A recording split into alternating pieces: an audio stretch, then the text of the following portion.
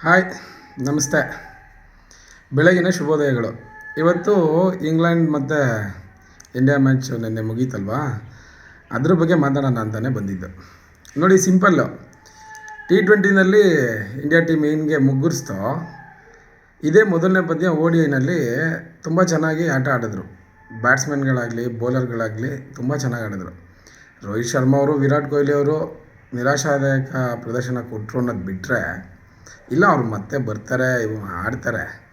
ಗಿಲ್ಲು ಜವಾಬ್ದಾರಿಯುತವಾದ ಆಟ ಆಡಿದ್ರು, ಕ್ಯಾಪ್ಟನ್ಗೆ ತಕ್ಕನಾದ ಆಟ ಆಡಿದ್ರು.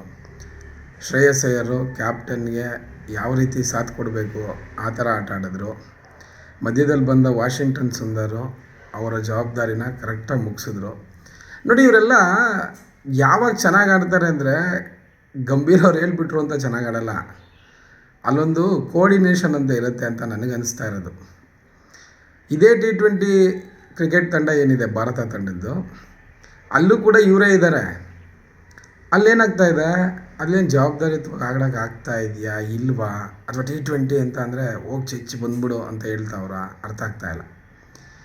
ಈಗ ನೋಡಿ, ನೆನ್ನೆ ಪ್ರಸಿದ್ಧ ಕೃಷ್ಣ ಅವ್ರದ್ದು ಸೂಪರ್ ಸ್ಪೆಲ್ ನೋಡಿದ್ವಿ. ಹಾಗೆ ಹೊಸ್ದಾಗಿ ಬಂದಿರೋ ಬೌಲರ್ಗಳು ಕೂಡ ಇಂಗ್ಲೆಂಡ್ ಟೀಮ್ನ ಚೆನ್ನಾಗಿ ಕಟ್ಟಾಕಿದ್ರು. ಅವರು ಶುರು ಮಾಡಿದ್ದು ನೋಡಿದ್ರೆ ಯಾವ ರೇಂಜಲ್ಲಿ ಹೊಡಿತಾರೆ ಅಂತ ನಾನು ಯೋಚನೆ ಮಾಡ್ತಾಯಿದ್ದೆ. ಆದರೆ ಅಲ್ಲಿ ಬ್ರಾರ್ ಅವರ ಮ್ಯಾಜಿಕಲ್ ಸ್ಪೆಲ್ಗಳು, ಸ್ಟಾರ್ಟಿಂಗಲ್ಲೇ ಇಬ್ಬರು ವಿಕೆಟ್ ತೊಗೋತಾರೆ. ಅದಾದಮೇಲೆ ಅವ್ರಿಗೆ ಪ್ರಸಿದ್ಧ ಕೃಷ್ಣ ಅವ್ರು ಸಾಥ್ ಕೊಡ್ತಾರೆ. ಬುಮ್ರಾ ಅವ್ರು ತೊಗೋತಾರೆ. ಬುಮ್ರಾ ಅವರು ಗ್ರೇಟೆಸ್ಟ್ ಎಕಾನಮಿ 3 ಏನೋ ಸಮಥಿಂಗ್ ಇದೆ ಅಷ್ಟೇ. ಅಷ್ಟರಲ್ಲೇ 9 ಓವರ್ ಮಾಡಿ 3.44 ಇರಬೇಕು, ಅಷ್ಟು ಎಕಾನಮಿನಲ್ಲಿ ಬೌಲಿಂಗ್ ಮಾಡಿದ್ರು. ಅಕ್ಷರ್ ಪಟೇಲ್ ಅವ್ರ ಬಗ್ಗೆ ಹೇಳಲೇಬೇಕು. ತುಂಬ ಚೆನ್ನಾಗಿರೋ ಒಂದು ಬೌಲಿಂಗ್ ಮಾಡಿ 4 ವಿಕೆಟ್ ತೊಗೊಂಡ್ರು. ನೀವಿಲ್ಲಿ ಗಮನಿಸಬೇಕಾಗಿರೋದು T20 ಮತ್ತು ODI ತಂಡನ. ಭಾರತದ T20 ಮತ್ತು ODI ತಂಡದಲ್ಲಿ ಇದೇ ಅಕ್ಷರ್ ಪಟೇಲು, ಇದೇ ವಾಷಿಂಗ್ಟನ್ ಸುಂದರ್, ಇದೇ ಶ್ರೇಯಸ್ ಅಯ್ಯರು ಇವರೇ ಇದ್ದಾರಲ್ವಾ. ಅಲ್ಲಿ T20ನಲ್ಲಿ ಏನಾಗ್ತಿತ್ತು ಅಂತಲೇ ಗೊತ್ತಾಗಲಿಲ್ಲ.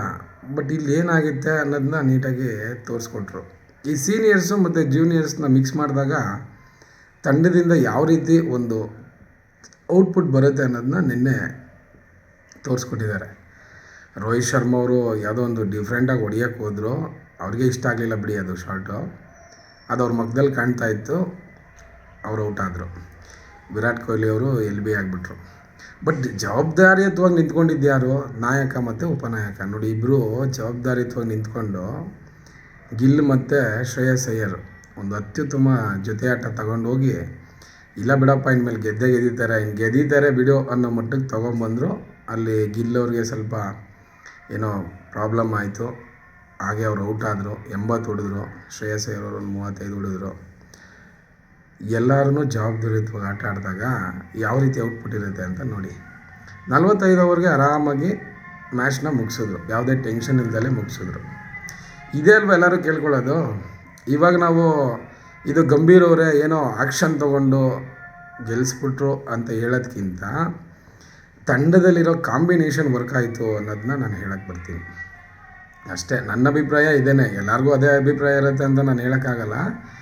ಬಟ್ T20ನಲ್ಲಿ ಎಲ್ಲಿ ಹೋಗ್ತಾ ಇದ್ದಾರೆ ಅನ್ನೋದು ನಿಮಗೆಲ್ಲ ಗೊತ್ತಾಗಿದೆ ಅಂತ ಅನಿಸುತ್ತೆ. T20ನೂ ಕೂಡ ಚಾಂಪಿಯನ್ ಆಗಬೇಕು, ಟೆಸ್ಟಲ್ಲೂ ಕೂಡ ಚಾಂಪಿಯನ್ ಆಗಬೇಕು, ಒನ್-ಡೇಲೂ ಕೂಡ ಚಾಂಪಿಯನ್ ಆಗಬೇಕು ಅಂತಲೇ ಒಂದು ತಂಡದ ಆಸೆ ಇದ್ದೇ ಇರುತ್ತೆ. ಇವತ್ತು ಖುಷಿಯಾಯಿತು, ಭಾರತ ತಂಡ ಗೆದ್ದಿದ್ದು ಖುಷಿಯಾಯಿತು. ಅದನ್ನೇ ನಿಮ್ಗೆ ಹೇಳೋಣ ಅಂತ ಬಂದೆ.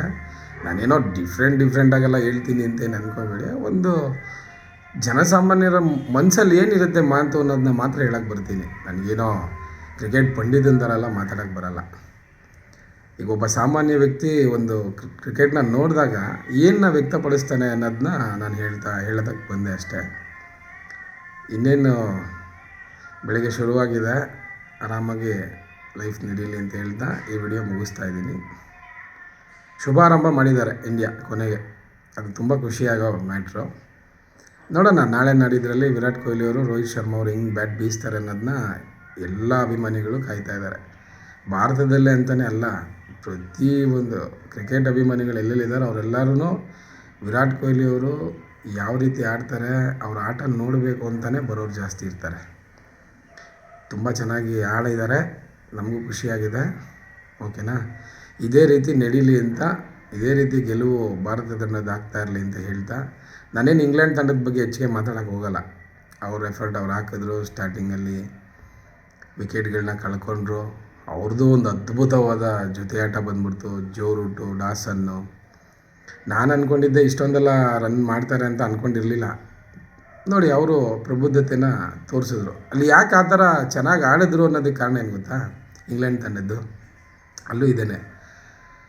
ಅಲ್ಲಿ ಜೋ ರೂಟ್ ಇದ್ದರು, ಎಕ್ಸ್ಪೀರಿಯನ್ಸ್ಡ್ ಜೋ ರೂಟ್ ಅವರು. ಡಾಸ್ ಅನ್ನೋರು, ಹೊಸ್ದಾಗಿ ಬಂದಿರೋ ಆಲ್ರೌಂಡರ್ ಡಾಸ್ ಅನ್ನೋರನ್ನ ಜೊತೇಲಿ ಇಟ್ಕೊಂಡು ಇನ್ನಿಂಗ್ಸ್ನ ಎಷ್ಟು ಚೆನ್ನಾಗಿ ಕಟ್ಟಿದ್ರು. ಅದು ಒಂದು ಗೌರವ ಮತ್ತಕ್ಕೆ ಹೋಗೋದಕ್ಕೆ ಕಾರಣ ಆಯಿತು. ಎರಡೂ ತಂಡಗಳು ಚೆನ್ನಾಗಿ ಆಡಿದ್ರು. ಅನ್ಫಾರ್ಚುನೇಟ್ಲಿ ಇಂಗ್ಲೆಂಡ್ ಸೋಲ್ತು. ಓಕೆ, ನಮಗೆ ಮ್ಯಾಚ್ ಮುಖ್ಯ, ಸೌಹಾರ್ದತೆ ಮುಖ್ಯ. ಯಾವುದೇ ಪಂದ್ಯಗಳು ನಡೆಯೋದು ವೈರತ್ವ ಕಟ್ಕೊಳ್ಳೋದಕ್ಕೂ ಅಲ್ಲ, ರಣಾಂಗಣ ಅಂತಲೂ ಅಲ್ಲ. ಸೌಹಾರ್ದತೆ, ಸ್ನೇಹ, ವಿಶ್ವಾಸ, ಪರಿಚಯ ಎಲ್ಲರೂ ಚೆನ್ನಾಗಿರಬೇಕು ಅಂತ ಅಷ್ಟೇ. ನನಗಂತೂ ತುಂಬ ಖುಷಿ ಆಯಿತು. ನೆನ್ನೆ ಶುಭಾರಂಭ ಮಾಡಿದೆ ಭಾರತ. ಇನ್ನೂ 2 ODI ಇದೆ, ಅದ್ರ ಬಗ್ಗೆ ಮುಂದಕ್ಕೆ ಮಾತಾಡೋಣ.